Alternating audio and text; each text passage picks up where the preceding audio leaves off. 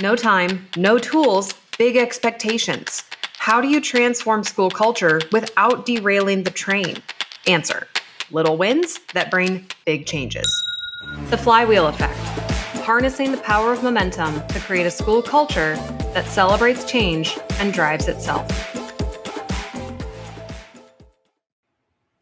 Hey guys, this is Jordan Live School. Welcome back.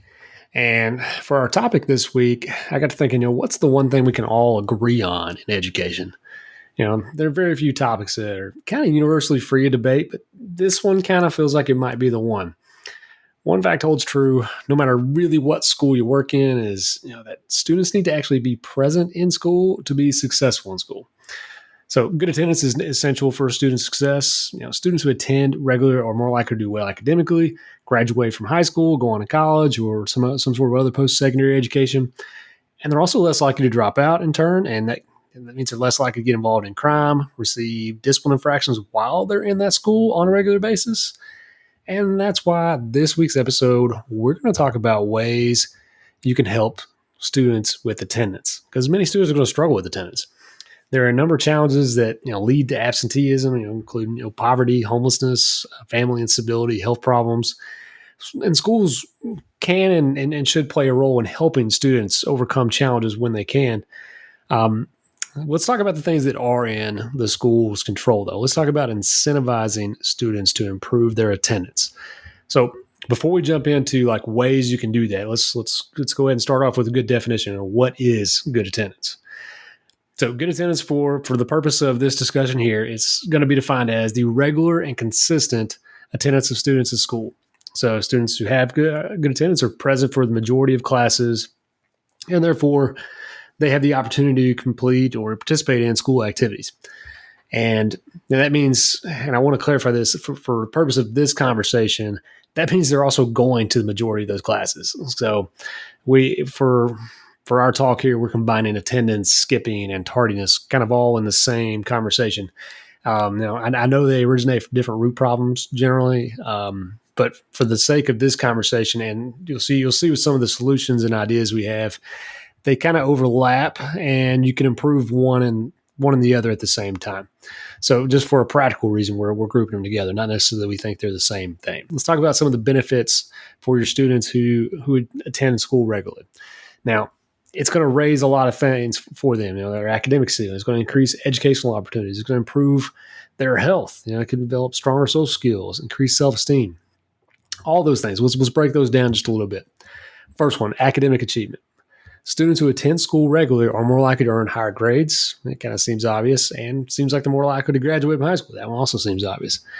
But think about it as put yourself in the student's shoes.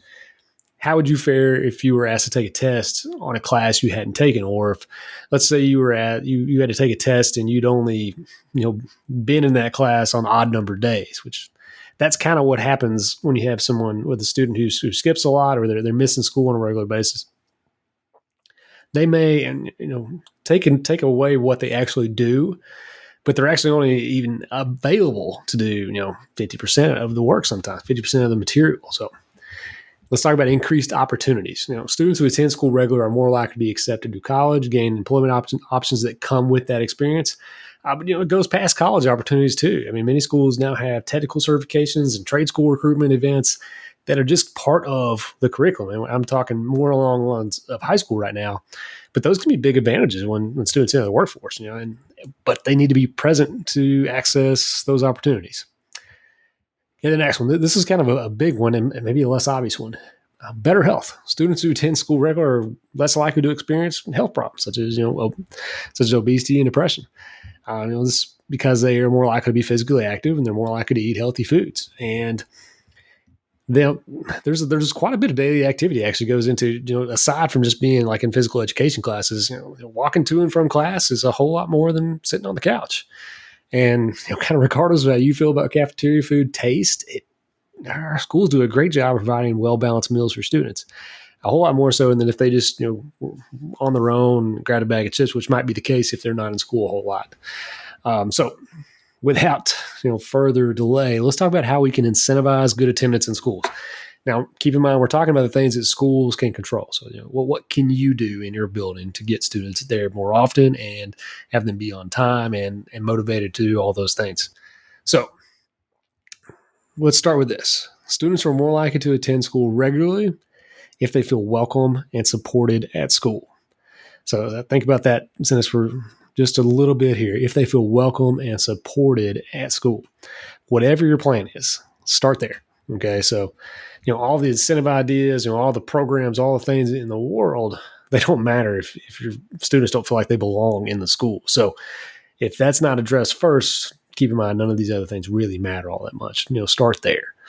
Now, there's a few things you can do to create a positive school climate that's going to encourage good attendance and make students feel more welcoming and safe in the building.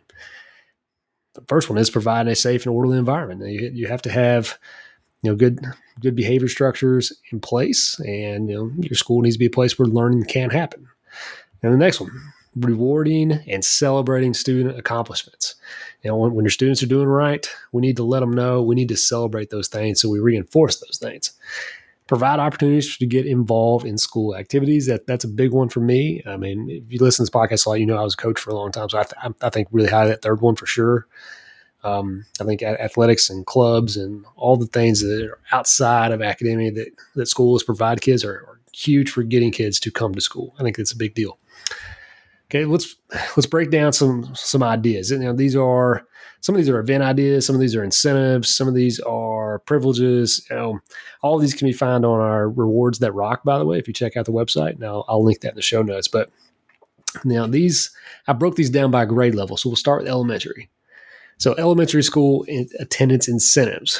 Now, the first one would be one that we could use possibly to address behavior as well and increase attendance. So you run a behavior and attendance challenge for a certain amount of time, and if they meet the criteria you set, you have a ice cream sundae party.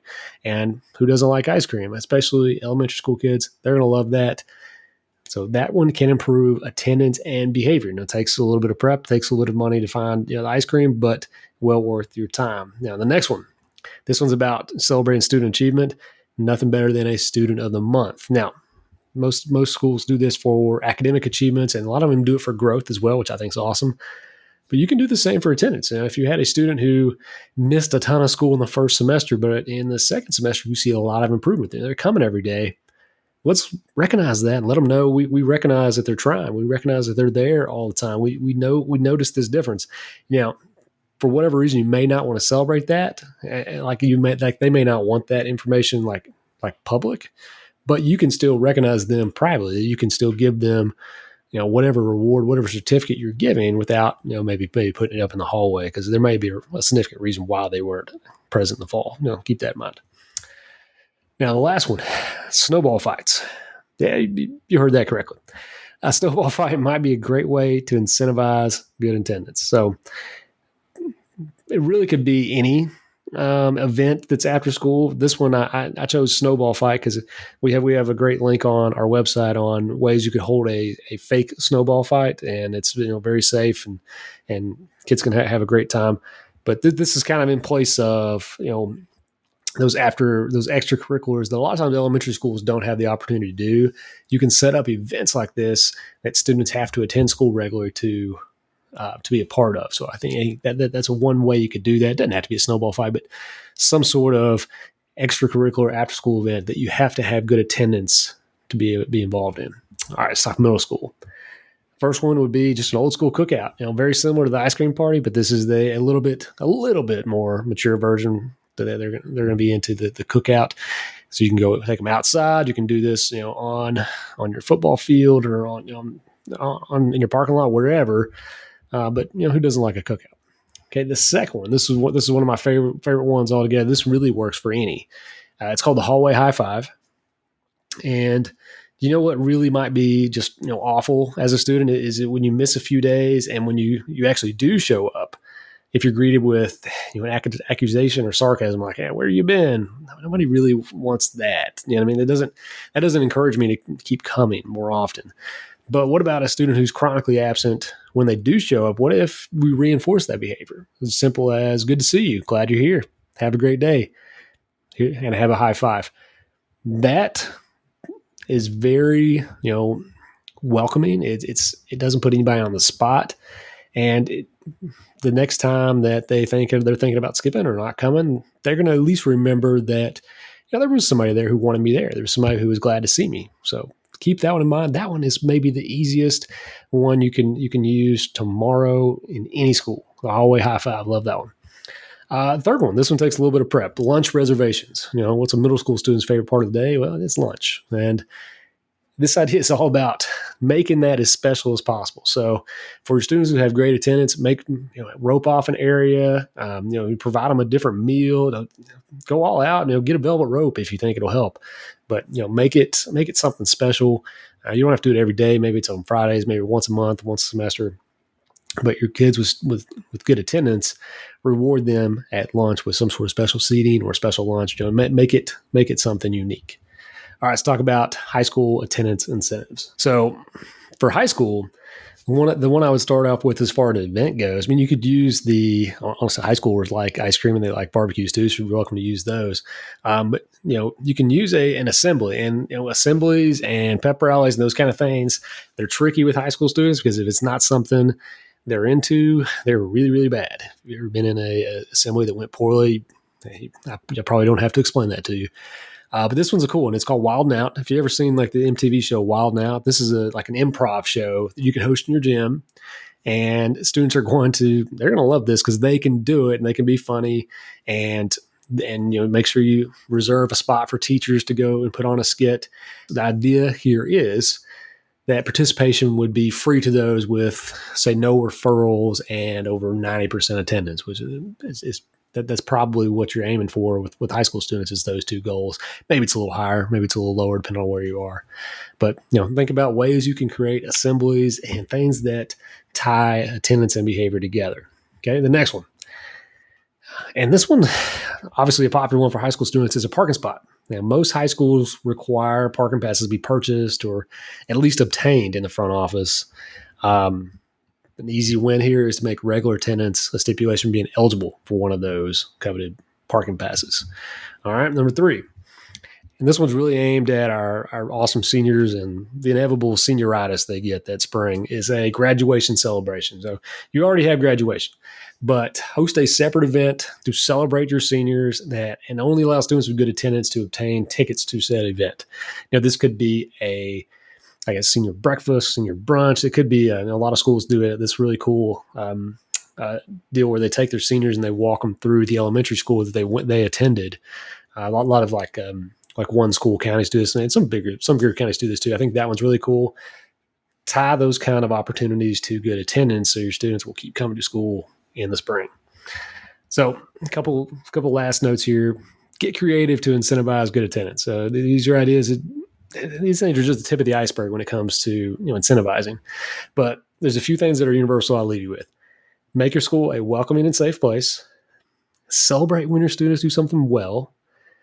And provide and promote your extracurricular activities. Those are the things that keep kids showing up. Those are the things that make them feel involved. It doesn't have to be athletics. It could be all sorts of things. And if you don't have something for everyone in your school, ask someone to sponsor it.